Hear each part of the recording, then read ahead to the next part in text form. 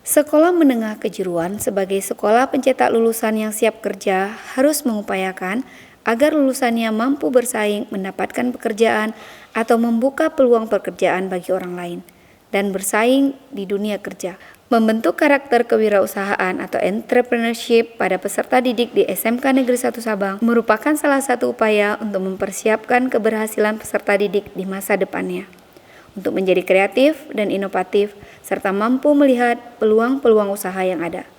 Melalui kewirausahaan, peserta didik belajar menjadi pribadi yang mandiri, kuat, dan penuh semangat dalam berkarya, belajar membentuk relasi, berani mengambil resiko, dan memperhitungkan segala kemungkinan, baik kerugian ataupun keuntungan yang akan diperolehnya.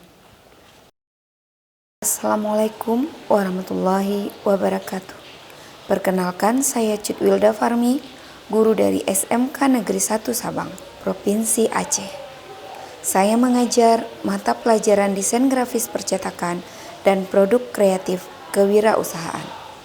Pada kesempatan ini, saya akan menceritakan bagaimana proses praktik baik yang sudah saya lakukan bersama dengan siswa-siswi saya di kelas 11 Multimedia SMK Negeri 1 Sabang, yaitu pembelajaran berbasis proyek menumbuhkan semangat entrepreneurship melalui pembuatan produk yang bernilai jual.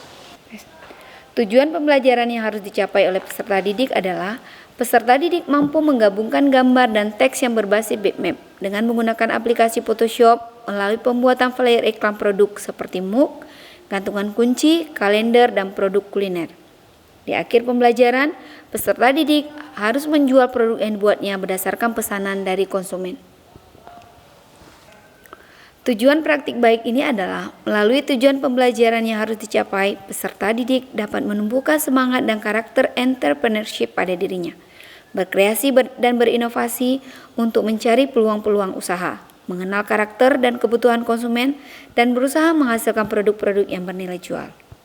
Langkah-langkah pembelajaran dilakukan oleh peserta didik yaitu, yang pertama, guru menstimulus peserta didik dengan pertanyaan tentang flyer iklan yang mempromosikan berbagai produk dan menanyakan, apakah flyer itu terlihat menarik? Apakah flyer yang Anda lihat membuat Anda tertarik membeli barangnya? Bagaimana cara membuat flyer yang menarik? Apakah flyer satu-satunya cara mempromosikan penjualan agar menarik? Bagaimana caranya kita dapat membuat produk yang bernilai jual? Apa yang harus kita lakukan? Langkah yang kedua adalah membuat perencanaan. Siswa dibagi menjadi beberapa kelompok. Setiap kelompok diberikan waktu untuk berdiskusi produk apa yang akan mereka hasilkan. Mereka diberi beberapa pilihan seperti pembuatan pin, gantungan kunci, mug, kalender, atau poster. Atau mereka dapat membuat produk lain yang bernilai jual seperti makanan atau produk lainnya. Setiap kelompok boleh memilih 1 hingga 3 produk untuk dijual. Setelah memutuskan produk apa yang dipilih, guru akan mengarahkan peserta didik untuk menggali informasi sesuai dengan kebutuhannya. Peserta didik belajar bagaimana menghasilkan produk yang bernilai jual dan memahami kebutuhan konsumen.